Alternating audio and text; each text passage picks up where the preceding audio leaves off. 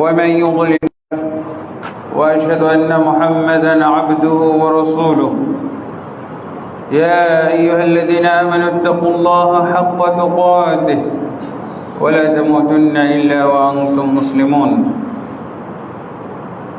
يا أيها الذين آمنوا اتقوا الله حق تقاته يا أيها الناس اتقوا ربكم الذي خلقكم من نفس واحدة وخلق منها زوجها وبث منهما رجالا كثيرا ونساء واتقوا الله الذي تساءلون به والأرحام إن الله كان عليكم رقيبا. يا أيها الذين آمنوا اتقوا الله وقولوا قولا سديدا يصلح لكم أعمالكم ويغفر لكم ذنوبكم ومن يطع الله ورسوله فقد فاز فوزا عظيما. أما بعد فإن خير الحديث كتاب الله وخير الهدي هدي محمد صلى الله عليه وسلم وشر الأمور محدثاتها وكل محدثة بدعة وكل بدعة ضلالة وكل ضلالة في النار. أما بعد فأعوذ بالله من الشيطان الرجيم.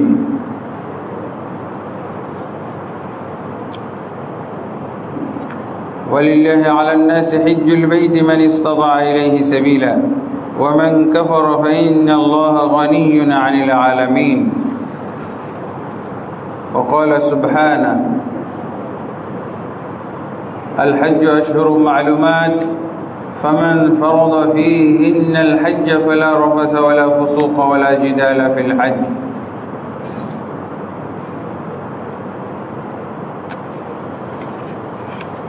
وقال النبي صلى الله عليه وسلم: يا أيها الناس قد فرض الله عليكم الحج فحجوا. فقال رجل: كل عام يا رسول الله؟ فسكت حتى قالها ثلاثا. فقال رسول الله صلى الله عليه وسلم: لو قلت نعم لوجبت ولما استطعتم. ثم قال: ذروني ما تركتكم، إلى آخر الحديث. متفق عليه. وقال النبي صلى الله عليه وسلم: الحج المبرور ليس له جزاء إلا الجنة. متفق عليه. আলহামদুলিল্লাহ, আল্লাহ তাবারক ওয়া তাআলার অসংখ্য অগণিত তারিফাত, গুণগান এবং শুকরিয়া যে আল্লাহ আমাদেরকে আজকে সপ্তাহের শ্রেষ্ঠ দিন, সাপ্তাহিক ঈদের দিন সালাতুল জুমা আদায় করার জন্যে আদাবরস্থ এই সহি আকীদা মানহাজ চর্চার মসজিদে আসার তৌফিক দান করেছেন। আলহামদুলিল্লাহ রাব্বিল আলামিন। নবী মুহাম্মদ রাসূলুল্লাহ সাল্লাল্লাহু আলাইহি ওয়াসাল্লামের প্রতি অসংখ্য অগণিত দরুদ ও সালাম নাজিল হোক। আল্লাহুম্মা সাল্লি আলাইহি আল্লাহুম্মা বারিক আলাইহি আল্লাহুম্মা সাল্লিম আলাইহি। অতঃপর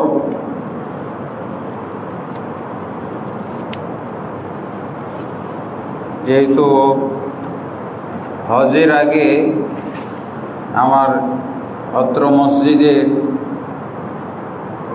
এই শেষ জুমা, ইনশাআল্লাহ আল্লাহ যদি তৌফিক দান করেন হজ থেকে ফিরে এসে আবার আগের রুটিন মোতাবেক কন্টিনিউ করব। আল্লাহ আমাকে সহ সবাইকে যেন সেই পর্যন্ত এবং যতদিন তিনি হায়াত লিখে রেখেছেন ততদিন পর্যন্ত আমাদেরকে সুস্থ রাখেন এবং দিন এবং ইমানের সাথে রাখেন। আল্লাহুম্মা আমিন। তো যেহেতু হজের পূর্বে আজকে খুতবা, এই জন্য হজ বিষয়ে খুতবা প্রদান করব ইনশাআল্লাহ। এটা জীবনে একবার ফরজ, একটা ইবাদত, যার জন্য মানুষের এই বিষয়ে এলেম অর্জন করারও সুযোগ হয় না। যারা হজে যায় তারা একটু ইলম অর্জন করার চেষ্টা করে, তারপরও যারা হজে যাচ্ছে তাদের মধ্যেও দেখা যাবে যে 90% সে হজের বিষয়ে খোঁজ খবরই রাখে না। কেন? এর কারণ হলো যারা হজে নিয়ে যাচ্ছে তারাই তো বুঝে না হজ পালন কি জিনিস, হজ বিষয়ে ইলম কি জিনিস।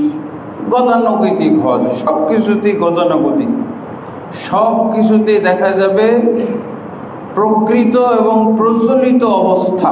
ইসলামের সব ক্ষেত্রে প্রচলিত অবস্থা আর প্রকৃত অবস্থা,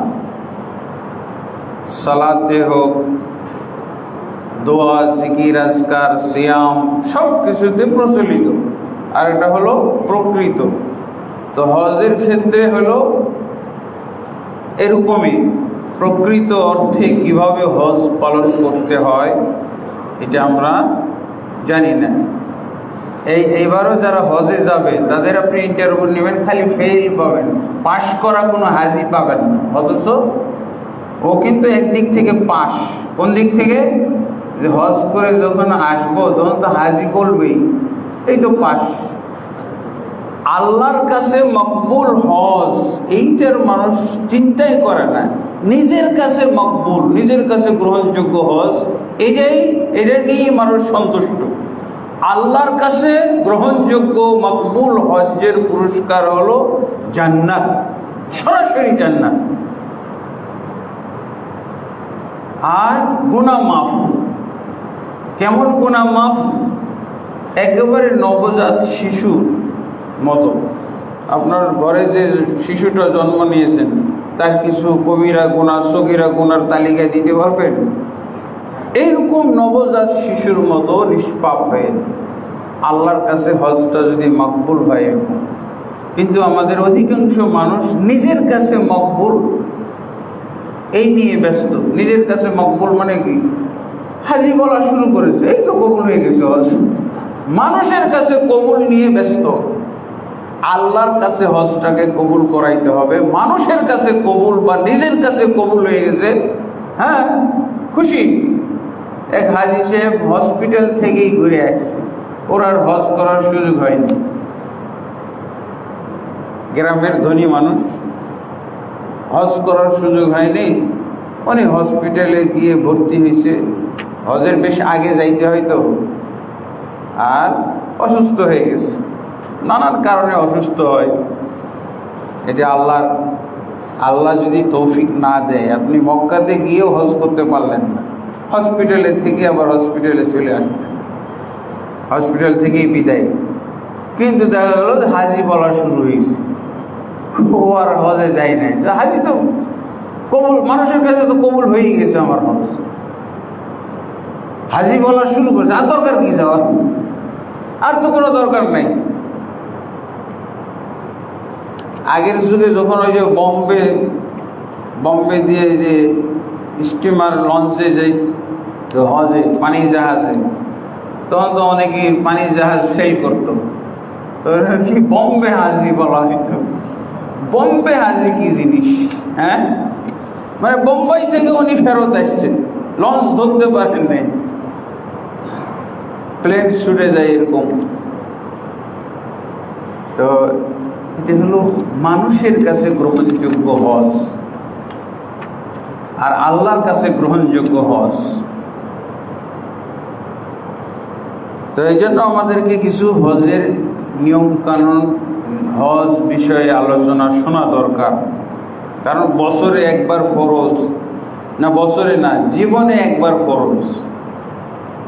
আর প্রতি বছর যদি কেউ করতে পারে, আল্লাহ যদি তৌফিক দেয়, তাহলে সেটাও আল্লাহ রাসূল সাল্লাল্লাহু আলাইহি ওয়াসাল্লাম উৎসাহিত করেছেন। সেটার ব্যাপারেও আল্লাহ রাসূল সাল্লাল্লাহু আলাইহি ওয়াসাল্লাম উৎসাহিত করেছেন। আমাদের মুসলিম সমাজের মধ্যে কিছু মানবতাবাদী লোক আছে, বলে না মনুষ্য ধর্ম, মনুষ্যত্বের ধর্ম, মানব ধর্ম, মনুষ্যত্বের ধর্ম আর মানব ধর্ম, এগুলো হল নাস্তিকদের কথাবার্তা। মানুষের ধর্ম হলো আল্লাহ যেটা মনোনীত করেছেন ওইটা ইসলাম। কিসের ফালতু কথাবার্তা? এটা একেবারে ফালতু কথা, এইগুলো হলো অনিসলামী কথা। মানব ধর্ম আর মনুষ্যত্বের ধর্ম, এই কথাগুলো হলো নাস্তিকদের কথা, বেদিনদের কথা, ইসলামের শত্রুদের কথা, ইসলাম অপছন্দকারীদের কথা, কৌশলে যারা ইসলামকে ডাউন দিতে চায় তাদের কথা। মনুষ্যত্বের ধর্ম কেন? ইসলামের মধ্যে মনুষ্যত্ব নাই? ইসলামের মধ্যে মানবতা নাই? ইসলামের মধ্যে যে মনুষ্যত্ব, যে মানবতা আছে, পৃথিবীতে আর কোন ধর্মের মধ্যে, কোন আদর্শের মধ্যে খুঁজে পাওয়া যাবে না। তার মানে যে ইসলামে প্রবেশ করলো, ইসলাম চর্চা করলো, তার চেয়ে মানবতাবাদী আর কাউকে পাওয়া যাবে না। তার চেয়ে মনুষ্যত্বের অধিকারী ব্যক্তি আর খুঁজে পাওয়া যাবে না। যদি কেউ বলে যে আছে, তাহলে সে মিথ্যু। আর প্রচলিত মুসলিম দেখে যদি কেউ চিন্তা করে, আমাদের দেশের প্রচলিত মুসলিমরা কি করে? চিন্তাই করে। প্রচলিত মুসলিমদের কাজ কি? ওরা ছিনতাই করবে, ওরা ডাকাতি করবে, ওরা চুরি করবে, হ্যাঁ, ওরা দুর্নীতি করবে, ওরা প্রতারণা করবে, ওরা ভেজাল মিশাবে, ওরা মাপে কম দিবে, ওরা মিথ্যা কথা বলবে, ওয়াদা ভঙ্গ করবে। এগুলো হলো প্রচলিত মুসলিমদের কাজ, দৈনন্দিন কাজ। আর রাজনীতিতে ঢুকে গেলে তো ওর সত্য কথা বলাই হারাম, নিষেধ। ওয়াদা রক্ষা করা নিষেধ, হারাম। খেয়ানত করতে হবে, খালি ওয়াদা ভঙ্গ করো, প্রতিশ্রুতি। আবার ওরা নিয়ম বলে দেয় কি, রাজনীতিতে শেষ কথা বলে কিছু নাই, ফাইনাল কথা বলে কিছু নাই। মানে ফাইনালের পরে আরো 10-20 রকমের কথা বলবে, এটার ভূমিকা দিয়ে দিছে, এটার পথ খুলে দিয়েছে। এই জন্য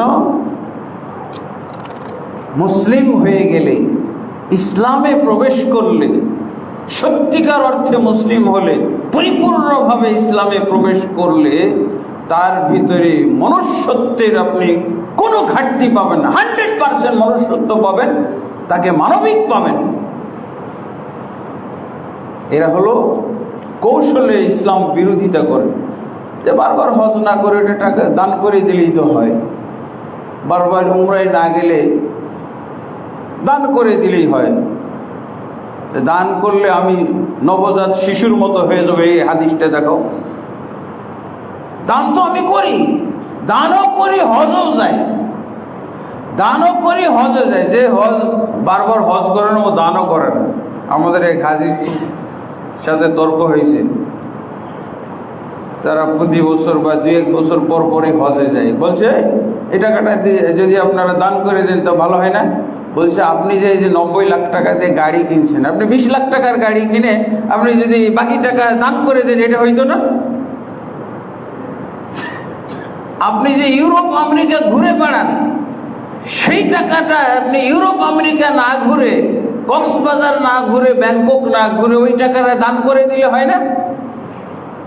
আপনি যে এত শত শত কোটি টাকার মালিক, কোটিপতি, আপনি যে টাকাগুলো অপচয় করেন, খামাখা আপনি খরচ করেন, অযথা খরচ করেন, পাপের ক্ষেত্রে, অন্যায় অপকর্ম অপরাধের ক্ষেত্রে খরচ করেন, এগুলো না করে আপনি দান করে দিলে পারেন না? হজ উমরার ক্ষেত্রে খালি এই যুক্তি, হ্যাঁ, যে হজে না গিয়ে বারবার হজে, বারবার উমরায় না গিয়ে টাকাটা দান করে দিন। কিন্তু দেখা যাবে তো ওরা 1 টাকাও দান করে না, খালি ওয়াজ করে, ওয়াজ করে কিন্তু দান করে না।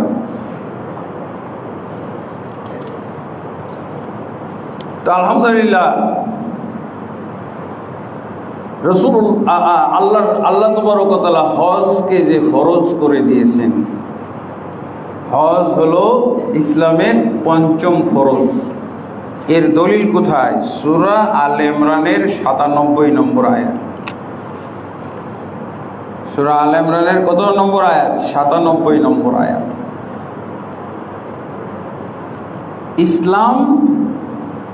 ইসলামে প্রবেশ করতে হলে আমাকে কি কি পয়েন্ট পালন করতে হবে? 1 নম্বর কালেমা, 2 নম্বর 5 ওয়াক্ত সালাত, 3 নম্বর যাকাত, 4 নম্বরে হলো সিয়ামে রমাদান, 5 নম্বর হলো হজ উমরা। হজ্জের মৌসুম কিন্তু শুরু হয়ে গেছে। যেদিন ঈদ উল ফিতর পড়েছি ওই দিনই হলো হজের প্রথম দিন, এটা জানি। ওই দিন হলো হজ্জের মৌসুমের প্রথম দিন। কেউ যদি চায় যে আমি এই হজ নামক পঞ্চম রুকন, পঞ্চম ফরজ, এটা আমি 3 মাস লাগিয়ে পালন করব, 3 মাস মেয়াদি, এটা একটা ইবাদত। কিন্তু আমাদের বাংলাদেশ সরকার এটাকে আরো কমাই নিয়ে আসছে, 1.5 মাস করেছে, 45 দিন। কিন্তু কোরআনে আছে 3 মাস। তাহলে মানুষের সময় বাঁচাই দিছে, তাই না? সরকার তাহলে মানুষের সময় বাঁচাই দিছে। আর আল্লাহর নিয়ম অনুযায়ী সূরা বাকারার 197 নম্বর আয়াতে বলছে যে হজ, আল হাজ্জু আশহুরুম মা'লুমাত, হজ হলো কয়েক মাস যাবত পালনযোগ্য একটি ইবাদত। কয়েক মাস, বহু বচন, শাহরুনের বহু বচন হলো আশহুর। তার মানে শাহরান, 2 মাসও বলা হয় না, আশহুর বলা হয়েছে বহু বচনে। তার মানে 3 মাস। 3 মাস লাগিয়ে আপনি হজ পালন করবেন। কিন্তু আসলে তো হজের আমলগুলো কি এতদিন লাগে? হজকে কেন্দ্র করে আমি অজস্র সওয়াব কামাই করতে পারি, যেন আমি অনেক সওয়াব, বিপুল পরিমাণ সওয়াব, অঢেল সওয়াব, সওয়াবের পাহাড় করতে পারি, এটা আল্লাহ চায়। এই জন্য 5 দিনে যে ইবাদত হইতে পারে সেই ইবাদতের জন্য 3 মাস ধার্য করলেন কেন?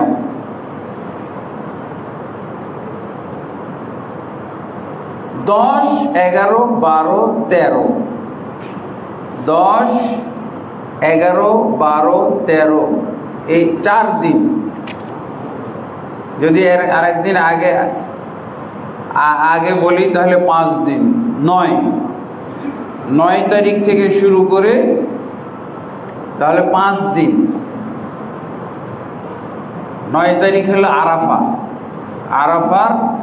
আরাফা হলো সেই রুকন, যেই রুকন পেয়ে গেলে হজ পেয়ে গেল ওই বছরে। আর এই রুকন পাওয়ার জন্য 9 তারিখ শুরু হলো, 9 তারিখ। কিন্তু 10 তারিখ রাত্রেও কেউ যদি ওকুফ করে, আরাফায় পা রেখে দিতে পারে, তাহলে তার হজ হয়ে গেল। এই জন্য 10 তারিখ। ইমাম মালিক রহমতুল্লাহ আলাইহি বলছেন যে 10 তারিখ হল, 10 তারিখ পর্যন্ত হজ্জের নিয়ত করার সুযোগ আছে। তো আলহামদুলিল্লাহ। কি আল্লাহর উদ্দেশ্য কি? এই যে মসজিদুল হারামে আমি সব সালাত পড়ব আর সব কামাই করব। একটা সালাতে 1 লক্ষ সালাতের বেশি সওয়াব পাওয়া যায়। 1 লক্ষ সওয়াব। তাহলে আপনার কত সওয়াব হবে? 3 মাস যদি আপনি সালাত পড়েন, 3 মাসের মধ্যে আপনি হয়তো 5টা দিন আপনার বাইরে কাটতেছে। 3 মাসই আপনি। আমরা মদিনা যোগ করেছি, মদিনা তো কোনো হজের অংশ না। মদিনা হজের অংশ না। মদিনা হলো স্বতন্ত্র একটা ইবাদতের এলাকা, নফল ইবাদত। মদিনায় যাওয়াটা হলো নফল, কিন্তু 5 ওয়াক্ত সালাত পড়াটা যেখানেই থাকেন ফরজ। এটা মদিনার জন্য না। তবে মদিনার মসজিদে কেউ যদি গিয়ে সালাত পড়ে তাহলে প্রতি সালাতে 1000-এর বেশি সওয়াব পাবে। একটা হাদিস আছে 50,000, এটা হলো জয়ীফ হাদিস। জয়ীফ অথবা জাল কাছাকাছি। কিন্তু জয়ীফ জাল হাদিসগুলো কেন যে মজা লাগে বাঙালিকে, খুব মজা লাগে। ওইটাই দরকার। এই খালি খুঁজে বেড়ায় জয়ীফ জাল হাদিস কোথায় আছে, খুঁজে বেড়ায়। ওগুলোর মধ্যে এইসব মজা থাকে, বুঝছেন? বেশি সওয়াব। আর আমাদের দেশ ভারতবর্ষ তো হলো ফাজাইল আমলের দেশ। ফাজাইল আমল, সহিহ হাদিসের সওয়াব এগুলো আর চলে না, খালি জয়ীফ জাল হাদিস। এই জয়ীফ জাল হাদিসের সওয়াব শুনিয়ে, ফজিলত শুনিয়ে টঙ্গী মাঠ ভর্তি, আর জায়গা হয় না। 2 শিফটে জয়ীফ জাল হাদিসের ফজিলত বললে এরকম টঙ্গি মাঠ গোটা ঢাকা শহরও ভর্তি হইতে পারে। কিছুই করা লাগবে না, খালি আখেরি মোনাজাতে গিয়ে খালি ডান হাত বাম হাত দিয়ে একটা যদি ধরে ফেলতে পারেন, এক হাতে যদি আপনার বিড়িও থাকে কোনো সমস্যা নাই, এই হাত দিয়ে খালি মোনাজাতটা ধরলেন, বাস গোটা 1 বছরের পাপ মোচন হয়ে গেল, শেষ। খালি বিড়ি সাথে থাকলো, কোনো সমস্যা নেই। দেখেন না, অনেকেই মনে হয় বিড়িটা ফেলতে কষ্ট হইতেছে, রেখে দিয়ে আবার লা হাওলা ওয়ালা কুওয়াতা ইল্লা বিল্লাহ। এই তো আমাদের হলো সস্তা। সহিহ হাদিসের ফজিলতগুলো আপনি নেবেন, জয়ীফ জাল হাদিসের ফজিলত এগুলো থেকে বিরত থাকার চেষ্টা করবেন, তাকাবেনই না, নয়তো বিপদে পড়ে যাবেন। ওই যে আপনাকে টঙ্গিতে নিয়ে নামাই দিছে, জয়ীফ জাল হাদিসের দিকে তাকাবেন তার আপনাকে একবারে টঙ্গি পর্যন্ত। তো আমার এক ওস্তাদ বলছিল যে ওটা কিসের বিশ্ব ইজতেমা, ওটা তো দেখলাম বিশ্ব ইস্তিনজা। আমি একবার শখ করে গেলাম যে সব ছাত্ররা যাই, তো ভাগ্যক্রমে যে দিক দিয়ে ইস্তেঞ্জার ঘর ওই দিক দিয়ে আমি ঢুকছি। ওই যে ওস্তাদ তো ঠিকই বলছে, বিশ্ব ইস্তেঞ্জা, ইস্তেঞ্জা ছাড়া তো কিছুই দেখা যায় না। এমন এক রাস্তা দিয়ে ঢুকলাম, খালি চলতেছে। তারপরে তো নানান কায়দা কৌশল, সবাই দেখি নাচানাচি করতেছে, হাত ঢুকাই দিয়ে, কেন যেন না সব নাচানাচি করতেছে। আরে লুঙ্গির নিচে হাত ঢুকাই দিয়ে খালি নাচানাচির দৃশ্য দেখতেছি, এত ঘৃণা লাগলো। মক্কা মদিনায় গেছেন, দেখছেন আরাফাতে এরকম? সেটা কথা না, সহিহ হাদিস মোতাবেক আমাদের চলতে হবে। ফজিলতের ক্ষেত্রে হালকা জয়ীফ গুলো চলে, কিন্তু হালকা জয়ীফ বুঝে কে? বুঝে হালকা জয়ীফ বুঝে কেউ? কয়জন বুঝে? আমাদের দেশে তো হাদিসের ক্ষেত্রে জয়ীফ আর জাল বললে মুফতি সাহেব তেড়ে আসে মারার জন্য। এই দেখো আল্লাহ রসুলের দুশমন, নবীর হাদিস নাকি জয়ীফ, নবীর হাদিস নাকি জাল, বানোয়াট, মিথ্যা। এরকম মুফতি আছে বাংলাদেশে যে তেড়ে আসবে, জনগণকে খেপাই দিবে। এই যে দেখেন এটা, এই যে এরই তো খুঁজতেছিলাম, এটা ওয়াহাবি, মারলে সওয়াব আছে। ইন্না লিল্লাহি ওয়া ইন্না ইলাইহি রাজিউন। তাহলে 3 মাস ব্যাপী এই ইবাদত পালন করতে হয়। আর এই ইবাদতের ফরজ হওয়ার দলিল হলো ওই যে 97 নম্বর আয়াত, ওয়ালিল্লাহি আলান নাসি হিজ্জুল বাইতি মান ইসতাতা ইলাইহি সাবিলা। হ্যাঁ, আল্লাহর উদ্দেশ্যে, আল্লাহকে রাজি খুশি করার জন্য বাইতুল্লাহর হজ পালন করা বিধিবদ্ধ করা হয়েছে, যার সেই পর্যন্ত যাতায়াত করার সামর্থ্য আছে। তার মানে সর্বনিম্ন প্যাকেজ হলো 5.5 লাখ টাকা। এই 5.5 লাখ টাকা যার আছে তার উপরেই হলো হজ বরজ, এটা সর্বনিম্ন প্যাকেজ রেট। আর উপরেরটা 50 লাখও হইতে পারে, উপরের প্যাকেজ 50 লাখ হইতে পারে। তো আলহামদুলিল্লাহ, তাহলে আর এই যে প্যাকেজ রেট দিয়ে দিলেন, আর যাওয়ার আসার সময়, এই যে সময়ের মধ্যে আপনার যারা অধীনস্থ আছে তাদের খাবার, হ্যাঁ, তাদের খাবার পানীয়ের জন্য যা দরকার সেটা আপনি দিয়ে গেলেন। আসার পর আপনি আবার ইনকাম শুরু করবেন। আপনি তো এই সময় হজে যান না, 5.5 লাখ টাকা আছে এই জন্য যান না, বা 6 লাখ টাকা আছে, 50 লাখ টাকা আর 50,000 থাকে, এইটা পরিবারের জন্য রেখে যাব। আর এসে কি খাবো, এসে কি করব, কি খাবো? আলহামদুলিল্লাহ, এই জন্য রাসূলুল্লাহ সাল্লাল্লাহু আলাইহি ওয়াসাল্লাম একটা সুন্দর হাদিস বলেছেন, ভবিষ্যৎটা হলো আল্লাহর হাতে। ভবিষ্যৎ কার হাতে? আল্লাহর হাতে না? একই লোককে, বিভিন্ন কোটি কোটি লোকদের আপনি ইতিহাস দেখেন, ইতিহাস দেখেন, সে কি আগে রিক্সা চালাইতো, আগে কুলি ছিল, আগে সে প্রাইভেট পড়াইতো, এই করে খাইতো, দিন মজুর এরকম ছিল। দেখবেন আজকে 100 কোটি টাকার মালিক। কে বানাইছে? আল্লাহ বানাইছে না? তো এটা দুইভাবে হইতে পারে, একটা হলো অবৈধ পথে আর একটা হলো বৈধ পথে। বৈধ পথে হজ উমরার মাধ্যমে আল্লাহ রাসূল সাল্লাল্লাহু আলাইহি ওয়াসাল্লাম বলছেন বৈধ পথে শরীয়ত সম্মতভাবে তার দারিদ্রতা দূর হয়ে যাবে।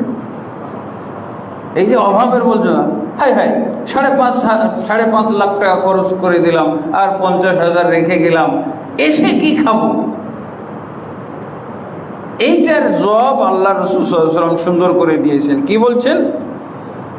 تابعوا بين الحج والعمرة فإنهما ينفيان الفقر والذنوب كما ينفي الكير خبث الحديد والذهب والفضة وليس للحجة المبرورة ثواب إلا الجنة رواه النسائي والترمذي وصححه الألباني الحمد لله। রাসূলুল্লাহ ইবনে মাসউদ আব্দুল্লাহ ইবনে মাসউদ রাদিয়াল্লাহু থেকে বর্ণিত, তিনি বলেন যে তোমরা হজ এবং উমরা পালন করো, পারলে একটার পর একটা খালি পালন করতেই থাকো। কারণ কি? হজ এবং উমরার মাধ্যমে যদি তোমরা হজ এবং উমরা একটার পর একটা পালন করো তাহলে কি হবে? এই হজ উমরার মাধ্যমে তোমাদের জীবনের যত গুনাহ আছে সব আল্লাহ মাফ করে দিবেন, আর যত অভাব দারিদ্রতা আছে সেটাকেও খতম করে দেবেন। হ্যাঁ, অভাবের কারণে তো যাইতে চাচ্ছি না, তাই না? আর রাসূল সাল্লাল্লাহু আলাইহি ওয়াসাল্লাম বলছেন যে তোমার অভাবগুলোকে যেমন গুনাহমোচন হয়ে যায়, ঠিক তেমনি ভাবে আল্লাহ তাবারক ওয়া তাআলা তোমার অভাব এবং দারিদ্রতা, মুহতাজি, মুখাপেক্ষিতা দূর করে দেবেন। আল্লাহু আকবার। এরপর আল্লাহ রাসূল উদাহরণ দিচ্ছেন, যেমন ভাবে এই যে কর্মকারের হাপড়, ওই যে আগুন দিয়ে যে সোনা চাঁদিগুলোকে যে কি করে গলায় ময়লা পরিষ্কার করে দেয়, যেমন ভাবে কর্মকারের হাপড় লোহা, স্বর্ণ এবং চাঁদির ময়লা দূর করে ফেলে, এইভাবে গুনাহ দূর করে ফেলে হজ উমরা, এবং এইভাবে দারিদ্রতা দূর করে ফেলে। আল্লাহু আকবার। আমি অনুভব করতেছি এই হাদিসটার বাস্তব উদাহরণ আমি এই মসজিদ থেকে, এই মসজিদের মুসল্লির মধ্যেও পাই। আলহামদুলিল্লাহ, তারা প্রায় প্রতিবারই হজে যায়। দেখা যাচ্ছে যে আমি জানি না, ও তারা ভালো বুঝে, আমি আলামত পাই যে তাদের আর্থিক অবস্থা আরো উন্নতি হয়েছে, আর্থিক অবস্থার আরো উন্নতি হয়েছে। এদিকে তারা আমার সাথে হজে যায়, আবার দেখা যায় যে আমার মাদ্রাসাতেও দান করে, আর আগের চাইতে দানের হারটাও বেড়ে গেছে। তার মানে কি? সম্পদের হার বেড়ে গেছে, সম্পদের পরিমাণ আল্লাহ বাড়িয়ে দিয়েছে, এটা অনুভব করতেছি। আর হজেও খরচ করে আগের তুলনায় বেশি, হজেও আগের তুলনায় এখন বেশি খরচ করে, 2-3 লাখ টাকা বেশি খরচ করে। আমি নিজে এটা অনুভব করি। কি বোঝা যায় তাহলে? এই হাদিসটার বাস্তবতা আমি অনুমান করে পাচ্ছি, তাদেরকে জিজ্ঞাসা করি নাই। জিজ্ঞাসা করা তো ঠিক হবে না যে ভাই, কিন্তু আমি বাহ্যিকভাবে এটা এই হাদিসের সাথে তাদের অবস্থাটা আমার সামনে যেভাবে প্রকাশিত হচ্ছে, সেইভাবে আমি দেখছি যে এই হাদিসটা বাস্তবতা, সত্যতা একেবারে মিলেই যাচ্ছে। আরে প্যাকেজের পরে, প্যাকেজ মূল্য দেওয়ার পরও আরো 2-3 লাখ টাকা বেশি খরচ করে, তাতে কি বোঝা যায়? যে আল্লাহ বরকত দিয়েছে, বরকত বাড়াই দিয়েছেন। প্রতি বছরই হজে যায়, আবার দানটাও আগের চাইতে বেশি করতেছে। হজে গিয়ে প্যাকেজের বাইরে আরো 2-3 লাখ টাকা বেশি খরচ করে। কি বুঝলেন? এটা এই রাসূল সাল্লাল্লাহু আলাইহি ওয়াসাল্লাম যে যা বলেন সেটা যে সত্য, এটার প্রমাণ তো পাওয়াই যাচ্ছে। যদি তারা ইতস্তত বোধ না করতেন তাহলে আপনাদের সামনে তাদেরকে দাঁড় করাই দেখাই দিতাম, এটা ঠিক হবে না। অবশ্যই তাদের হয়তো যেহেতু আল্লাহর জন্য হজ করে, তো দাঁড়িয়ে আপনাদেরকে বলবে যে আমি সেই লোক, হ্যাঁ,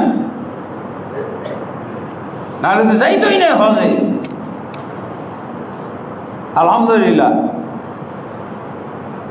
তো এইভাবে তবে হজটা করতে হবে আল্লাহর নিয়মে। আল্লাহর কাছ থেকে আপনি হজের ফায়দা যদি পাইতে চান, আল্লাহর কাছ থেকে আপনি যদি হজের ফায়দাগুলো পাইতে চান, উপকারিতা পাইতে চান, তাহলে আল্লাহর নিয়মে কিন্তু হজটা হইতে হবে। আল্লাহর নিয়মে হজ হইতে হবে, রসুলের নিয়মে হজ হইতে হবে। যদি আপনি উল্টাপাল্টা হজ করেন তাহলে এটা ওই যেমন মনের অশান্তি নিয়ে গেছে, এত টাকা হজের প্যাকেজ রেট বেড়ে গেল, কেমন যেন একটা সংকোচ ভাব নিয়ে যাচ্ছি। আমি দেশ থেকেই দারিদ্রতা অভাব অনুভব করেছি, হজের প্যাকেজ জমা দেওয়ার পরে লস হয়ে গেল, মনে হয় কি হয়ে গেল, কি করে খাবো, এগুলো চিন্তা। রাসূলুল্লাহ আরেকটা সহিহ বুখারীর হাদিসে আছে, আয়েশা রাদিয়াল্লাহু আনহা বলছে, আয়েশা তুমি জেনে রাখো, ইন্নামা আজরুকি বিকাদরি নাসাবিকি ওয়া নাফাকাতিকি। আয়েশা, তোমার হজ্জের সওয়াবটা তুমি পাবে তোমার কষ্ট অনুপাতে। কষ্ট যদি তোমার বেশি হয় সওয়াবটাও বেশি হবে, আর খরচ যদি বেশি হয় তোমার সওয়াবটাও বেড়ে যাবে। আমি যাচ্ছি তো সওয়াব কামানোর জন্য। এই হাদিসটাকে আমি বলি প্যাকেজ রেটের হাদিস। আর প্যাকেজ রেট আপনি কিভাবে, রাসূল সাল্লাল্লাহু আলাইহি ওয়াসাল্লাম আপনাকে আয়েশার মাধ্যমে গোটা উম্মতকে জানিয়ে দিয়েছেন, যদি হজের মধ্যে কষ্ট বেশি হয়ে যায় তো কষ্ট আপনি কিন্তু নিজের সৃষ্ট কষ্ট চলবে না, নিজের সৃষ্টি করা কষ্ট, যে তাহলে আমি এখন পায়ের মধ্যে একটা আঘাত হেনে ফেলি, পাটা কেটে যাক, রক্ত ঝরবে, আর আমি এই কষ্ট করতে বলছেন। কষ্ট এসে গেছে আপনার জীবনে, এই হজের বিভিন্ন পর্বে বিভিন্ন ক্ষেত্রে কষ্ট এসে গেছে। এক হাজির পা কেটে গেছে, ওই নখ কেমন হয়ে ওই যে উপড়ে গেছে। এখন মদিনায় গিয়ে হোটেলে পৌঁছছি, এখন উনি অধৈর্য, বলছে সব হাজি ফালাই দিয়ে আগে ওনাকে হসপিটাল নিতে হবে। তো গাড়িটা নামলো, হাজিরা কোন হোটেলে কে যাবে এটা তো জানা দরকার, কিন্তু উনি না, বলছে না আগে ওনাকে হসপিটাল। এই হাজিগুলো কি করবো, কোথায় যাবে? কষ্ট, কষ্ট মানে কি, কত মানুষের কত রকমের কষ্ট শেষ আছে। হজের ক্ষেত্রে কষ্ট হলেই জানবেন যে এর সওয়াব বেশি। নানান ধরনের কষ্ট আসতে পারে, আপনি আপনাকে তালিকা দেওয়া যাবে, কেউ তালিকা দিয়ে দেবে ভাই এই কষ্ট করতে হবে। কিছু কষ্ট তো আছে যেগুলো তালিকাভুক্ত কষ্ট তো আছে, তালিকার বাইরে যদি কষ্ট, বাজেট বহির্ভূত কষ্ট হয়ে যায়, তাহলে আপনি জেদ্দা থেকে এয়ারপোর্টে গেলেন, এয়ারপোর্টে যাওয়ার পর 2টায় ফ্লাইট ছাড়ার কথা ছিল, হ্যাঁ 2টায় ফ্লাইট ছাড়ার কথা, সেই ফ্লাইট ছাড়তেছে 8টায় 10টায়। কি হবে? এই এটা কেমন এজেন্সি, কেমন কেমন সরকার, কেমন ধর্ম মন্ত্রণালয়, ফ্লাইট দেরি হয়ে গেল। কষ্ট বাজেটের বাইরে কষ্ট হইতে পারে। আলহামদুলিল্লাহ। তো আয়েশা রাদিয়াল্লাহু কে আল্লাহ রাসূল সাল্লাল্লাহু আলাইহি ওয়াসাল্লাম বললেন যে তোমার কষ্ট যদি বাজেটের বাইরে কষ্ট, হঠাৎ কষ্ট এসে গেছে, তাহলে কি করতে হবে? এই কষ্টে সওয়াব পাওয়া যাবে যদি ধৈর্য ধারণ করতে পারে। আর একটা হলো খরচ যদি বেড়ে যায় তাহলে ওই অনুপাতে সওয়াবও বেড়ে যাবে। আলহামদুলিল্লাহ, কত সুন্দর হাদিস। রাসূলুল্লাহ সাল্লাল্লাহু আলাইহি ওয়াসাল্লাম বলছেন যে তোমরা সেভাবেই হজ পালন করবে। রাসূল বলছেন খুযু আন্নী মানাসিকাকুম, তোমরা আমার থেকে হজের নিয়ম শিখে নাও, আমার থেকে হজের নিয়ম শিখো। যেমনভাবে রাসূল সাল্লাল্লাহু আলাইহি ওয়াসাল্লাম বলছেন সল্লু কামা রাআইতুমুনি উসাল্লি, তোমরা আমাকে যেভাবে হজ পালন করতে দেখো এইভাবে হজ করো, এইভাবে হজ পালন করো। তো যেভাবে আমাকে সালাত পড়তে দেখো এইভাবে সালাত পড়ো। রাসূল সাল্লাল্লাহু আলাইহি ওয়াসাল্লাম সর্বক্ষেত্রে এরকম বলছেন। এই জন্য রাসূল সাল্লাল্লাহু আলাইহি ওয়াসাল্লামের মতো করে আমাদের হজ পালন করার চেষ্টা করতে হবে। 1 নম্বর নিয়ম হলো আল্লাহকে রাজি খুশি করার জন্য হজটা করতে হবে, নিজে খুশি হওয়ার জন্য না, অন্য কাউকে খুশি করার জন্য না, আল্লাহকে খুশি করার জন্য পরকালীন স্বার্থে হজ করতে হবে। আর 2 নম্বর পয়েন্ট হলো, 2 নম্বর নিয়ম হলো রাসূল সাল্লাল্লাহু আলাইহি ওয়াসাল্লামের নিয়মে হজটা করতে হবে। রাসূল সাল্লাল্লাহু আলাইহি ওয়াসাল্লামের পদ্ধতি, সুন্নাহ মোতাবেক হজ, সুন্নাহ মোতাবেক হজ পালন করতে হবে। আমাদের বাংলাদেশে তো হজের প্রকার তো হলো 3টা, প্রকার 3টা। আর আমাদের বাংলাদেশি হাজিরা 3 ভাবে হজ করে, 3 প্রকারটা এটা আলাদা। 3 ভাবে হজ করে কিভাবে? একটা হলো প্রথম প্রকার, প্রথম যেভাবে হজ পালন করা হয় সেটা হলো সুন্নাহ বর্জিত শিরক বেদাত মিশ্রিত হজ পালন। সুন্নাহর খবর নাই, সুন্নাহ বর্জিত শিরক বেদাত মিশ্রিত হজ পালন, যা প্রায় 90%-এরও বেশি মানুষ করে থাকে। 90%-এর বেশি কিভাবে হজ করে? সুন্নাহ বর্জিত শিরক বেদাত মিশ্রিত ভাবে হজ পালন। আর দ্বিতীয় কিভাবে হজ করে? সুন্নাহ পালনে শিথিলতা, ফতোয়া ভিত্তিক হজ পালন। সুন্নাহ পালনে শিথিলতা, ফতোয়া ভিত্তিক হজ পালন। বুঝছেন? শিরক বেদাত করে না, শিরক বেদাত ঘৃণা করে, কিন্তু হজের ক্ষেত্রে সুন্নাহ মেনটেন করতে চায় না, কষ্ট।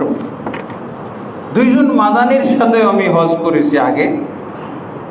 তো মাদানি সাহেবকে বললাম যে আপনারা মদিনায় লেখাপড়া করেছেন, তো সুন্নাহ মোতাবেক হজ পালন করান না কেন? বলছি, কে বাড়তি পরিশ্রম দিতে যায়? টাকাও তো বেশি খরচ হয়, টাকা বেশি, তা আমার পকেট থেকে তাকে সুন্নাহ পালন করানোর দরকার নেই। আর পরিশ্রমটাও তো বেশি, তার পিছনে আমি খাটবো কেন? এত খাটার দরকার, ও কি আমাকে টাকা দেয়? যদি এই অবস্থা হয়, মাদানি ব্যবসায়ী, বলছি না, নাম বলা যাবে না, আমি নিজেও ভুক্তভোগী হয়ে গেছি। এজেন্সির মালিক মাদানি ভাইকে বললাম যে দেখেন, আমার সাথে যারা হজে আছে তারা সুন্নাহ মোতাবেক করবে, আপনি একটু ব্যবস্থা করে দিন। তো প্রথমবার ব্যবস্থা করেছে, দ্বিতীয়বার ধোঁকা দিয়ে দিচ্ছে। আমি তো 8 তারিখে 7 তারিখে সবাই যাই, 90% হাজি বাংলাদেশে 7 তারিখে হজ শুরু করে দেয়। আমরা উমরা শুরু করি ভুলভাবে, হজটাও শুরু করি ভুলভাবে। তো এদিকে উমরা শুরু করে দিয়ে আমরা কি হজ ক্যাম্প থেকে, তারপরে এয়ারপোর্ট থেকে লাব্বাইক লাব্বাইক বলে মানে উমরা শুরু করে দিলাম। বা এটা যদি হজের অংশ হয়, কেরান হজ হয়, তামাত্তু হজ হয়, তাহলে হজটাই আমি শুরু করলাম বেদাত দিয়ে। আমাকে তো লাব্বাইক বলতে হবে মিকাত থেকে, মিকাত থেকে লাব্বাইক বলতে হবে, কিন্তু এয়ারপোর্ট থেকে লাব্বাইক লাব্বাইক। এটা কি শুরুই তো হলো আমার বেদাত দিয়ে। ওই নামাজে যেমন আমরা নামাইতো বলে শুরু করি না, এরকম। আনা ইক্তাদাই তো বেহাজাল ইমাম, আনা ইমামুল লিমান হাজারা ওমান ইয়াহজুর। এই যে বেদাতি কথাগুলো, এইরকম তো হজের ক্ষেত্রেও বেদাত। হজটা যে শুরু করবে তো মিকাত থেকে, ও শুরু করে দিল এয়ারপোর্ট থেকে, শুরু করলো ও। গোটা পৃথিবীবাসীর জন্য আল্লাহ রসুল 5টা মিকাত ধার্য করেছেন, অথচ বাংলাদেশে 95টা মিকাত। এরম বাধার জায়গা, কেউ সিলেট থেকে, কেউ চট্টগ্রাম থেকে, কেউ বরিশাল থেকে, যে যেখান থেকে আসে লাব্বাইক লাব্বাইক, মুআল্লিম বাসে উঠাই দিছে লাব্বাইক লাব্বাইক, একটা জোশ আসে বেদাতের মাধ্যমে, জোশ। ঠিক এমনিভাবেই হজ শুরু হবে 8 তারিখ, কিতাবেও লেখা, ট্রেনিংয়েও বলা হয়, কিন্তু বাস্তবে দেখা যায় 7 তারিখ থেকে। তা আমি মাদানি সাহেবকে বললাম যে আমরা 8 তারিখ সকালে যাবো। আচ্ছা ঠিক আছে। প্রথমবার উনি ওইভাবে করালেন, দ্বিতীয়বার উনি আর এইভাবে করাচ্ছেন, কারণ হয়তো বা প্রেশার পড়ছে যে শেখ আকরামুজ্জামান ওনার হাজি নিয়ে 8 তারিখ গেল, আপনি কেন এরকম হয়তো বা একটা প্রেশার পড়ছে, যার জন্য দ্বিতীয়বার উনি আর আমাকে 8 তারিখের গাড়ির ব্যবস্থা করে নাই। 8 তারিখে কথা ছিল নাস্তার পরে 8 তারিখ বা ফজরের পরে 8 তারিখে গাড়ি আসবে, কিন্তু গাড়ি আসে না। তো আমি তখন মোয়াল্লেমকে ফোন দিলাম যে আমাদের এখানে একটা গাড়ি আসার কথা, গাড়ি আসছে না। এজেন্সির মালিক তো বললো যে আমার সব হাজি রাতেই চলে গেছে মিনায়, আর কোনো হাজি নাই। পরে মাদানী সাহেবকে জিজ্ঞেস করলাম যে আপনি কেন এরকমটা বললেন, আমরা এতজন হাজি রয়ে গেছি, আপনি কিভাবে মোয়াল্লেমকে রিপোর্ট দিলেন যে আমার সব হাজি চলে গেছে, এখন আমরা কিভাবে যাব? তো বিপদের কথা। মানে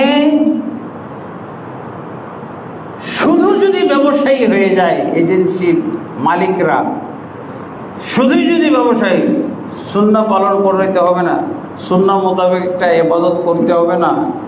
আমরা সুন্নাহ মোতাবেক সালাত পড়ার জন্য মসজিদ আলাদা করেছি কেন? হানাফি মসজিদে কি সালাত হয় না? সুন্নাহ মেনটেন হয় না, অথবা কিছু বেদাত চলে, সেই বেদাতের সাথে আপনি একমত হইতে পারছেন না। আপনাকে তারা যখন বেদাত চর্চা করে আপনাকে অসহায়ের মতো মনে হয়। এই পরিবেশ পরিস্থিতিতে না পড়ার জন্যই তো এই মসজিদে আসছেন, তাই না? শত শত হাজার হাজার এরকম আহলে হাদিস মসজিদ, সহিহ আকীদার মসজিদ হয়েছে। তা আমার একটা এজেন্সি হইতে পারে না সহিহ আকীদা মোতাবেক, সহিহ সুন্নাহ মোতাবেক হজ পালন?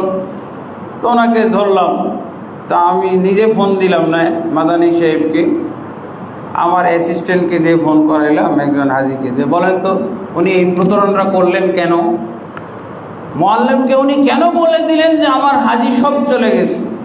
তো ওনার এজেন্সিরই হাজি তো এই যে 30 জন রয়ে গেছে।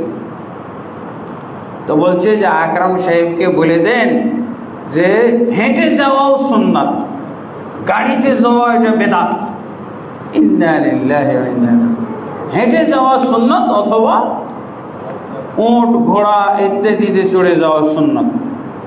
দেখেন কিভাবে এই যে নিছক ব্যবসায়ী হয়ে গেলে তার কথা বেদাতীদের মতো হয়েছে। আল্লাহ হেদায়েত দান করুন, আল্লাহ বুঝার তৌফিক দান। আসল কথা হলো যে আমি বাড়তি পরিশ্রম করব কেন, আমি বাড়তি খরচ করতে যাব কেন?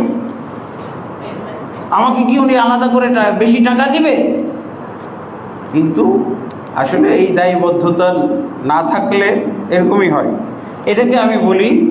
আর কিছু দেখা যায় যে মাদানী আলেম, অনেক ভালো ভালো আলেম আছে যারা এই সুন্নাহ পালন হচ্ছে না। তো সুন্নাহ পালন হচ্ছে না, সুন্নাহ পালনের ব্যাপারে উদ্বুদ্ধ বা সুন্নাহ পালনের ব্যাপারে উৎসাহ করা অথবা তাগিদ দেওয়া, এটা না। তারা বলে যে চলবে, সুন্নাহ বাদ দিলেও চলে, সুন্নাহ বাদ দিলেও চলে।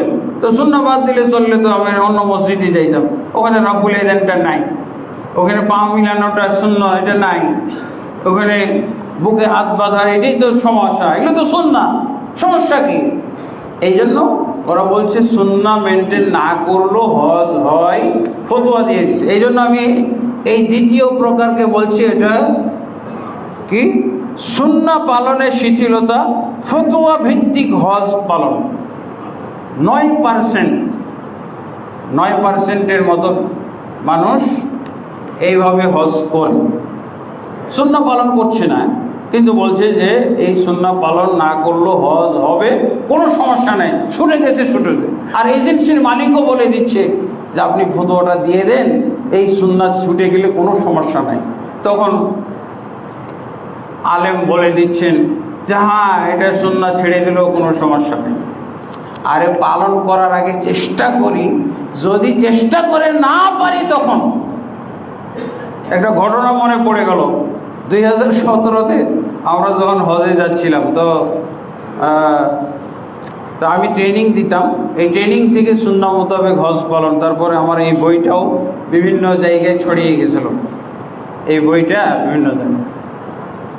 তো আইসিডিতে আমি অনেকগুলো করতাম, হজ ট্রেনিং করাইতাম। তো সুন্নাহ মোতাবেক হজ পালন কিভাবে, তো আইসিডি থেকেই একটা টিম রেডি হলো, তারা হজ ফাইনাল একবার হজ পালন করবে। আইসিডি ফাইনাল হজ পালন করবে। ফাইনাল হজ মানে কি? সুন্নাহ মোতাবেক কোনো ধরনের ভুল ত্রুটি যেন না থাকে। কিন্তু আমরা গিয়ে দেখলাম কি, মক্কাতে গিয়ে দেখলাম যে আমরা ওই যে 8 তারিখ থেকে যে হজটাতে স্টার্ট করবো সুন্নাহ মোতাবেক, 8 তারিখ থেকে শুরু, তো আমাদের এজেন্সিও 7 তারিখ থেকে শুরু করে দিয়েছে। পরে তো আমি তো এজেন্সির মালিককে বলে দিলাম যে আমরা যেহেতু আমাকে ওনারা নিয়ে গেছে, ওই যে 17 জন মিলে হজ দৌড়ানো অথবা নতুন কেউ ছিল, ওনারা বললেন আমরা আগে 2-3 বার হজ করেছি, এবার আমরা ফাইনাল সুন্নাহ মোতাবেক হজ করব, কোনো যেন ভুল ত্রুটি না থাকে। এই জন্য ওনারা আমাকে পয়সা দিয়ে নিয়ে গেছে। পরে দেখলাম যে আমাকে নিয়েও টানাহেঁচড়া শুরু করেছে, বুঝলে না, সবাই 7 তারিখে, আপনারাও 7 তারিখে, আপনার হাজিদেরও 7 তারিখে। তা আমি বললাম যে না, আমি তো 8 তারিখেই শুরু করতে চাই। তো শেষমেশ যাই হোক ব্ল্যাকমেইল করা হলো। এজেন্সির মালিক আমার এই হাজিদেরকে এমনভাবে ব্ল্যাকমেইল করলো যে আমিও আর আটকাইতে পারলাম না। বলছে আকরাম সাহেবের সাথে যদি আপনারা সুন্নাহ পালন করতে যান কিন্তু ফরজ ছুটে যাবে, বলে দিলাম। এজেন্সির মালিক, ফরজ ছুটে যাবে তখন কিন্তু বিপদ হবে। তারপরে রাত 12টার দিকে বলতেছে যে আপনাদের সাথে যারা মহিলা আছে, গাড়ি সকালে তো গাড়ি পাবেন না, তখন তো হেঁটে যাবেন। তো ওনারাও বললেন হ্যাঁ দুর্বল হয়ে গেছে। বলছে আকরাম ভাই, যদি কোনো হজের বিশেষ ক্ষতি, খুব বড় ক্ষতি না হয়ে যায়, তাহলে ওই মহিলা নিয়ে বয়স্কদের নিয়ে হেঁটে যাওয়ার চাইতে চলে যাই, আমরা লাস্ট টিপ, এরকম অবস্থা। তো আমি ওই এজেন্সিতে ছিলাম, আর একজন আলেম ছিলেন, আমার চেয়েও বড় আলেম। তো আমি যে দেখি, আমি তো বাধ্য হয়ে শেষমেশ গেলাম, কারণ যদি বিপদ হয়ে যায়, গাড়ি না পাই, মহিলা নিয়ে বিপদে হয়ে, তাহলে তো আমাকে দোষারোপ করবে। আমি বলি যে চলেন আমিও যাই। তো যাই দেখলাম যে আমার চেয়েও বড় আলেম আগেই গিয়ে বসে আছে, তখন আমার আর কি সমস্যা, আমার আর কোনো সমস্যা নেই। কিন্তু এরপর থেকে আর ছাড় দেয় নাই, আলহামদুলিল্লাহ। এই যে মাদানির সাথে গোলমাল হয়ে গেল, তারপর আমি ডাইরেক্ট মুআল্লিমের সাথে চুক্তি করলাম যে আমরা এতজন 30 জন হাজি অমুক হোটেলে, আপনার হাজি আমাদেরকে এজেন্সির মালিক আপনার আমার মাঝে ব্ল্যাকমেইল করে ঝামেলা করে দিয়েছে, আমাদের আপনি গাড়ি পাঠান। আলহামদুলিল্লাহ গাড়ি পাঠাই দিয়েছে। সুন্নাহ পালন করতে চাইলে সহজ করে দেয় আল্লাহ। এখানে বেশ কয়েকজনই হাজি আছেন যারা আমার সাথে হজ করেছেন। তো আলহামদুলিল্লাহ সবারই এটা, আমি আমার কথা বলতেছি না, আমি সবাইকে এটার দাওয়াত দিচ্ছি। যারা সামনে হজে যাবেন, হ্যাঁ এবার হজে যাবেন, তারা চেষ্টা করবেন যাতে সুন্নাহ আগে, তাহলে এর জন্য ইলম অর্জন করতে হবে। রাসূল সাল্লাল্লাহু আলাইহি ওয়াসাল্লামের সুন্নাহ কি এটা আগে বুঝতে হবে নিজেকে, তাহলে না আপনি দাবি করবেন।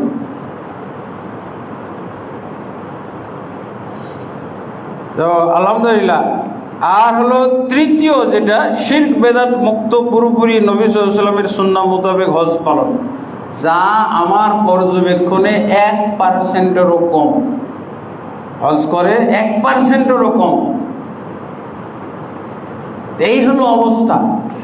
তো শেখ মসজিদুল হারামের খতিবের মতো তো বলা হলো না এটা, উনি তো বলছেন যে প্রকৃত অর্থে মুমিন মুসলিম যদি আমরা খুঁজতে যাই তাহলে 1000-এ 1 জন পাওয়া যাবে কিনা সন্দেহ। মসজিদুল হারামের খতিব। তো হজের ক্ষেত্রে যদি আমরা বলি যে 1%-এরও কম হাজি সহিভাবে সুন্নাহ মোতাবেক শিরক বেদাত মুক্ত হজ পালন করতেছে, আমাদের সমাজে 98% বেনামাজি।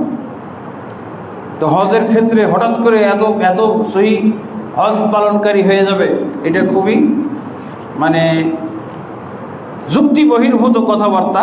সবার একটা কমন একটা যুক্তি আছে, আরে এত হাজি যেভাবে হজ করে ওইভাবে হজ করলে সমস্যা কি? যেমন ভাবে এত লোক বেদাত করে, আমরা করলে সমস্যা কি? এত লোক মোনাজাত করে, আমরা মোনাজাত করলে সমস্যা কি? এত লোক মিলাদ পড়লে, আমরা মিলাদ পড়লে সমস্যা কি? হ্যাঁ, এই কথাটা তো সব জায়গায় চলতে পারে। এই জন্য আমাদেরকে চেষ্টা করতে হবে, অবশ্যই সুন্নাহ মোতাবেক হজ পালন করার চেষ্টা করলে আপনি করতে পারবেন। তবে তৃতীয় আরেকটা বিষয়, হজ পালনের ক্ষেত্রে আপনার এজেন্সি নির্বাচন করতে হবে এবং বাড়াইতে হবে।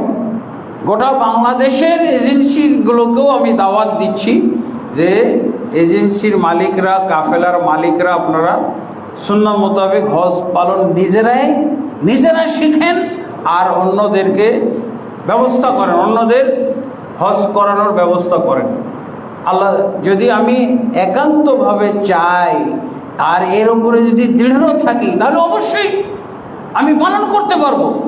আমি কিছু কিছু মুআল্লিমকে দেখেছি, খুশি হয়েছি, যখন গাড়ি চাইছি খুশি হয়েছি যে তোমরা এভাবে হজ করতে চাও, হ্যাঁ ভালো কথা, এটাই তো সুন্নাহ মোতাবেক হজ। কারণ সুন্নাহ মোতাবেক হজ পালনের দাবি তোলার লোকও তো নাই, খুঁজে পাওয়া মুশকিল। সুন্নাহ মোতাবেক হজ পালন, আপনি কি এজেন্সিকে জীবনে বলেছেন? কোনো এজেন্সিকে কি কেউ বলে যে আমাকে সুন্নাহ মোতাবেক হজ পালন করাবেন? এই প্রশ্নটাও তো আমাদের দেশের হাজিরা করে না, প্রশ্নটা করে না। এই জন্য আমরা বলি যে সেবা এবং সুন্নাহ মোতাবেক হজ করতে হবে, পালন করাই। আমাদের দেশে শুধু সেবার কথা বলে যে আমরা এরকম খাওয়া দেই, এরকম ফল ফ্রুট দেই, এরকম কাছে রাখি, এরকম হাজিদের যত্ন করি, এইভাবে চা কফি খাওয়াইতে থাকি। এটা কি মোটা তাজাকরণ প্রকল্প নাকি? বলে না যে এইভাবে হজ করায়। আমার এক ভাগিনা সে চট্টগ্রামের এক এজেন্সির সাথে গেছে, কোম্পানি থেকে তাকে ফ্রি হজ করাইছে। তোকে বলছে ফ্রি হজ করাইছে 300 জন হাজি, 300 জন হাজির মধ্যে সে একাই সহিভাবে হজ করতে পারছে, 299 জনই বাতিল। কেন? বলছে যে 10 তারিখের তওয়াফ সাই এটা 7 তারিখে সকালবেলা করে ফেলতে বলছে, বিকেলবেলা তো মিনায় চলে যাবে, অথবা 6 তারিখ বলছে 10 তারিখে। আসলে তো হজের তওয়াফ সাই হলো 10 তারিখ, কিন্তু এজেন্সির মালিক বলে দিয়েছে ওরা তো কত বেদাতি করে, শিরক করে, কুফরি করে, তো হজের ক্ষেত্রে এই সুন্নাহর কি তাদের বালায় আছে? বলে দিয়েছে যে সবাই তোমরা সকালবেলা তওয়াফ সাই করে এসে পড়ো অগ্রিম। কেন? 10 তারিখে প্রচন্ড ভিড় হবে। কেন ভিড় হবে? যারা জানে যে 10 তারিখের কাজ 10 তারিখে করতে হবে, এই জন্য তো ভিড়টা হয়। জুমার দিন কেন ওই লোকগুলো ওই যে বারান্দার বাইরে দাঁড়িয়ে আছে? তাহলে কি ওরা তাহলে বেলা 10টায় জমা পড়ে চলে গেলে তো আর ভিড়টা হইতো না। জুমার টাইমেই তো জুমাটা হবে। ওই যে লোকগুলো বাইরে দাঁড়িয়ে আছে কেন? ওরা তো আগেই পড়ে ফেলতে পারতো, অথবা পরে পড়তে পারতো নিরিবিলি। বারান্দার বাইরে রোদের মধ্যে পড়বে কেন? এই হলো অবস্থা।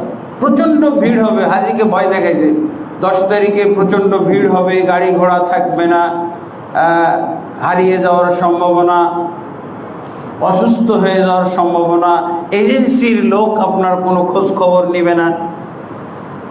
5টা কারণ বলে দিল। সবাই তো বলছে হ্যাঁ আমাদের এজেন্সি তো খুব দরদি, হাজিদের প্রতি বেশ যত্নশীল, হাজিদের জন্য কষ্ট না হয় আগেই আমাদের তওয়াফ সাই করে দেব। কিন্তু আমার ভাগিনা ও তো আমার এই বই পড়ছে, হজের এই বইটা তার কাছে আছে, আমার কাছে ফোন দিল, বলছে মামা এই ঘটনা, আমার এজেন্সি সবাই তো 10 তারিখের তওয়াফ সাই আজকে 7 তারিখ সকালবেলা করে ফেলতে বলছে, সবাই চলেও গেছে, এখন আমি একাই কি করি, আপনি কি আমাকে সাথে নেবেন? তো উনি বললেন যে হ্যাঁ আলহামদুলিল্লাহ তুমি আইসা পড়ো, কোনো সমস্যা নাই, একজনের ব্যবস্থা করতে পারবো। তো আমার সাথে পালিয়ে আসছে। আরেকজন পলাতক হাজি এখানে আছে, এরকম পালিয়ে আসা হাজিকে আমি দেখতে পাচ্ছি আমার চোখের সামনে। তো আলহামদুলিল্লাহ, তো এইভাবে যদি, তাহলে কি হলো, 300 জনের মধ্যে 299 জনের হজ বাতিল। জোহরের সালাত কখনো কখনো আসরেও পড়লে হয়ে যায়, কিন্তু জোহরের সালাত যদি বেলা 10টায় পড়ে কোনো হওয়ার সম্ভাবনা আছে? সম্ভাবনাই নাই। তো এরকম আমাদের যেমন এরকম চট্টগ্রাম এজেন্সি বেদাতি হজ কাফেরগুলো এখন ব্যাপকভাবে এই কাজটা করতেছে। 10 তারিখের তওয়াফ সাই 7 তারিখে করাই ফেলছে, 100% হজ বাতিল। একটুও সে হজ নিয়ে আসতে পারবে না বাংলাদেশে। আর কিছু আছে এজেন্সি, তারা বলছে না 12 তারিখ করতে হবে। ওদেরও একই নিয়ম, বলছে 10 তারিখে গাড়ি ঘোড়া থাকবে না, প্রচণ্ড ভিড় হবে, হারিয়ে যাওয়ার সম্ভাবনা, অসুস্থ হয়ে যাবেন, এজেন্সির পক্ষ থেকে কোনো আপনার সহযোগিতা পাবেন না। এই 5টা কারণ বলে কি যে তাহলে আপনারা 12 তারিখে করেন। এটাও তো মূল তারিখ হইল না, তাই না? আর এই 12 তারিখের আগের হজটা হলো বেদাতি হজ, 7 তারিখে করা। আর 12 তারিখে যদি আমি হজের ফরজ তওয়াফ করি ওজর ছাড়া, ওজর বিশিষ্টদের জন্য 30 তারিখ পর্যন্ত খোলা, জিলহজের 30 তারিখ, ওজর নাই, কোনো আমার আপত্তি নাই, কোনো শরঈ কারণ নাই, অথচ আমি শুধু এই 5টা কারণের জন্য গাড়ি ঘোড়া নাই। গাড়ি ঘোড়ার এই 50 রিয়াল বা 100 রিয়ালের জন্য গাড়ি ঘোড়ার অজুহাত দিয়ে হজটা নষ্ট করবেন আপনি? হজটাকে আপনি দুর্বল করে ফেলবেন। বলছে না 12 তারিখেও করা যায়। তাহলে 12 তারিখে করলে হজ হবে, কারণ এটা 12 তারিখ বা 30 তারিখ পর্যন্ত যারা ওজর বিশিষ্ট শরঈ ওজর আছে, যেমন মহিলার সন্তান প্রসব করে ফেলেছে, ঋতুবতী হয়েছে, তো কয় তারিখে করবে? 12 তারিখ করতে পারে, 14 তারিখ করতে পারে, 20 তারিখ করতে পারে। হ্যাঁ, সন্তান প্রসব করেছে এমন মহিলা 30 তারিখ পর্যন্ত তার সময় আছে। এই জন্য তো 3 মাস, 30 তারিখ জিলহজের 30 তারিখ পর্যন্ত সময়, তাই না? কিন্তু যে সুস্থ, ওজর নাই, সে কোনো 12 তারিখে করবে। এইটাকে 12 তারিখে করার পক্ষে অনেক বড় বড় আলেমরা ফতোয়া দিয়েছেন। বাংলাদেশের মাদানিরাও ফতোয়া দেয়। এই জন্য আমি বলি এটাকে ফতোয়া ভিত্তিক হজ পালন। বেদাত ভিত্তিক কি বলছি আমি নাকি? বেদাত ভিত্তিক হজ না, ফতোয়া ভিত্তিক হজ পালন। কারণ বড় বড় মুফতিরা ফতোয়া দিয়ে দিয়েছে, কিন্তু আপনি যে এটা প্রমাণ করতে পারবেন যে রাসূল 12 তারিখে করেছেন, এটা বলতে পারবেন? আপনাকে 1 কোটি টাকা দিলেও তো এটা প্রমাণ করতে পারবেন না যে রাসূল 12 তারিখে করেছেন, রাসূল 14 তারিখে করেছেন। ওজর বিশিষ্ট এদের জন্য তো কারণ আছে, কিন্তু আপনার ওজন নাই, আপনি কেন করবেন? এই জন্য আমি এটাকে বলি ফতোয়া ভিত্তিক হজ পালন। কারণ এই ফতোয়া কারা দেয়? আমার চেয়ে বড় আলেমরাও দেয়। আমার চেয়ে বড় আলেম যারা বাংলাদেশের সিনিয়র, আমার চেয়েও সিনিয়র বড় বড় আলেমরা, তারা এটা বলে যে 12 তারিখ করলে হবে। কারণ যেহেতু গাড়ি পাওয়া যাচ্ছে না, তাই তো গাড়ি রিজার্ভ করে নেন আপনি। এই কয়টা টাকার জন্য কেন আপনি আপনার হজটাকে এরকম ত্রুটিযুক্ত করতেছেন? ফতোয়া ভিত্তিক হজ, এটাকে কি বলা হবে? ফতোয়া ভিত্তিক হজ পালন। আল্লামা নাসিরউদ্দিন আলবানীর দৃষ্টিতে এই ধরনের যারা 12 তারিখে হজ পালন করে, শুধু 10 তারিখে না করে বিনা কারণে 12 তারিখে হজ করলে তাকে দাম দিতে হবে। আল্লামা নাসিরউদ্দিন তো আমাদের দেশে যে কোনো বড় আলেমের চাইতে বড় আলেম, তাই না? যে কোনো বড় আলেমের চাইতে বড় আলেম, উনি বলছেন দাম দিতে হবে। তাহলে আমার এই ফতোয়ার দাম কোথায়? তো রাসূলের সুন্নাহ পালন করলেই তো হয়ে যেত, আমি এই ঝামেলার মধ্যে পড়তাম না। অথচ আমি নর্মাল ভাবে বলি যে কোনো সমস্যা নাই, কোনো সমস্যা নাই, 12 তারিখে করলো তো আলহামদুলিল্লাহ। অথচ রাসূলুল্লাহ সাল্লাল্লাহু আলাইহি ওয়াসাল্লামের যুগে সাহাবায়ে কেরাম আল্লাহ রাসূল সাল্লাল্লাহু আলাইহি ওয়াসাল্লামের পদ্ধতির ক্ষেত্রে কোনো হেরফের করতেন না, করতে দিতেন না। যেমন একটা হাদিস আমি বলে শেষ করব। মুআবিয়া এবং ইবনে আব্বাস রাদিয়াল্লাহু আনহু তওয়াফ করতেছেন। তওয়াফকালে মুআবিয়া রাদিয়াল্লাহু আনহু কাবা ঘরের 4 কোণকে স্পর্শ করতেছে। এই কোণ, এই কর্নার, এই কর্নার, এইটা কর্নার হলো হাজরে আসওয়াদ, এই কর্নার হলো রুকনে ইয়ামানি, আর এগুলো তো হলো এই যে এগুলোতে কোনো কারবারই নাই। এই কর্নারগুলো তো সব হিজরে ইসমাইলের মধ্যে, হাতিমুল কাবার মধ্যে পড়ে গেছে। তো প্রথম ইয়ালা ইবনে উমাইয়া রাদিয়াল্লাহু আনহু তিনি এই দুই কর্নার স্পর্শ করে এই কর্নারটা স্পর্শ করতে যাচ্ছেন এবং ওমর ইবনে খাত্তাব রাদিয়াল্লাহু দেখে ফেলছেন। ইয়ালা ইবনে উমাইয়া উনি একজন সাহাবী। তো বললেন, ইয়ালা এই তুমি এইদিকে এই কর্নার স্পর্শ করছো কেন? তুমি কি রাসূলের সাথে হজ করনি? বলছে করেছি তো। তো তুমি কি এই কর্নারটা স্পর্শ করতে দেখেছো রাসূলকে? বলছে না তো। তো বলছে তুমি করো কেন? লাকাদ কানা লাকুম ফি রাসূলিল্লাহি উসওয়াতুন হাসানাহ, নিশ্চয়ই তোমাদের জন্য রাসূলের মধ্যে উত্তম নমুনা রয়েছে।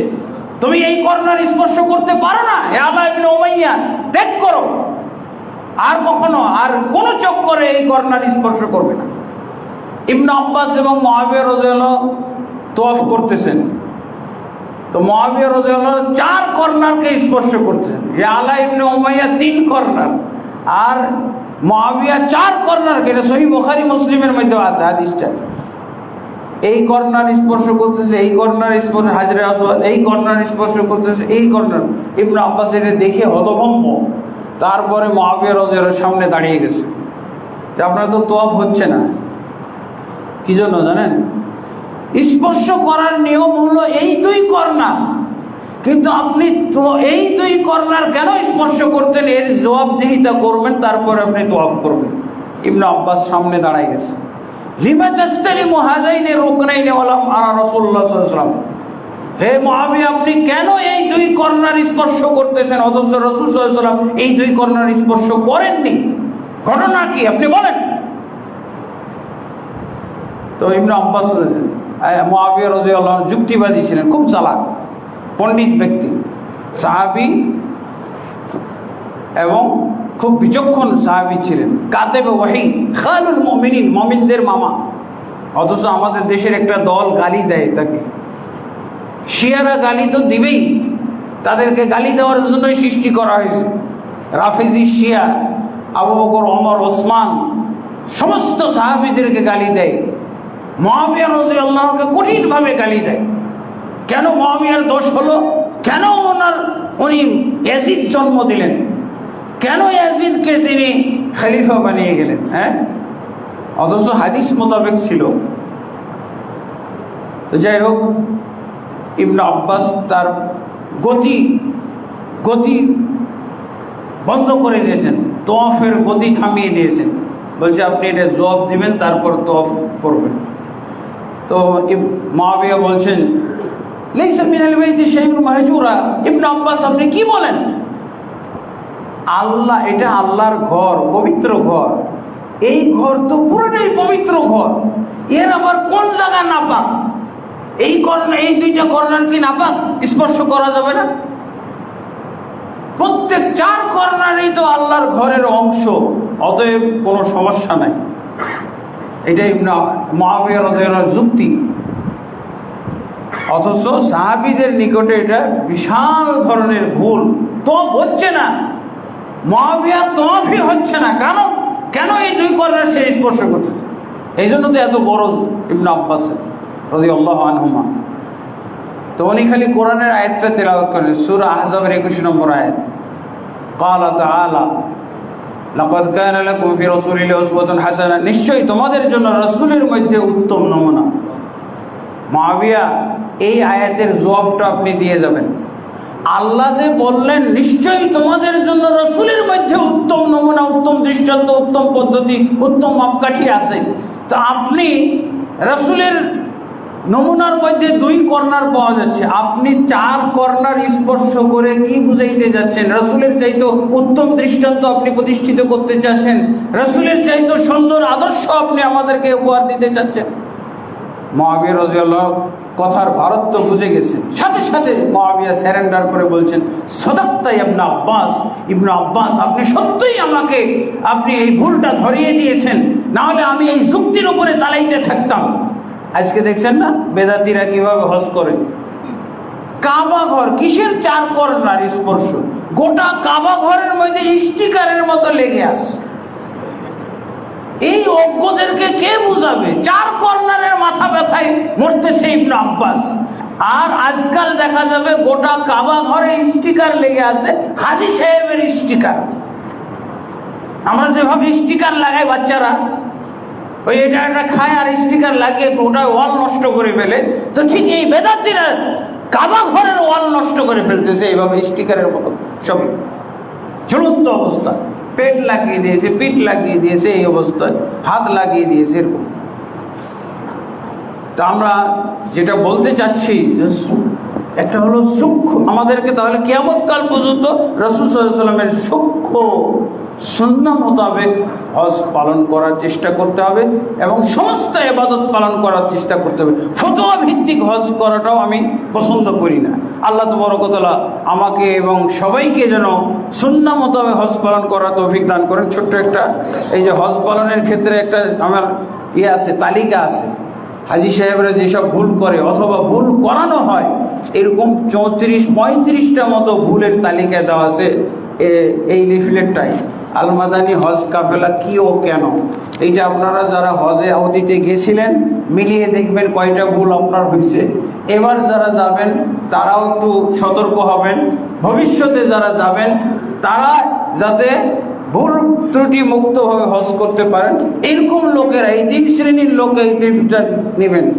এই বাচ্চা টাচ্চারা নেবেন না প্লেন বানানোর জন্য, নাউজুবিল্লাহ।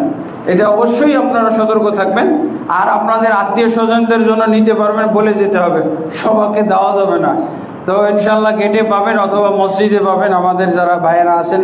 আল্লাহ তাবারক ওয়া তাআলা আমাদের সবাইকে সহিহ সুন্নাহ মোতাবেক হজ সহ যাবতীয় ইবাদত পালন করার তৌফিক দান করুন। আল্লাহুম্মা আমিন। আস্তাগফিরুল্লাহ লি ওয়া লাকুম লিসাইরিল মুসলিমিন ফাস্তাগফিরুহু ইন্নাহুল গফুরুর রহিম।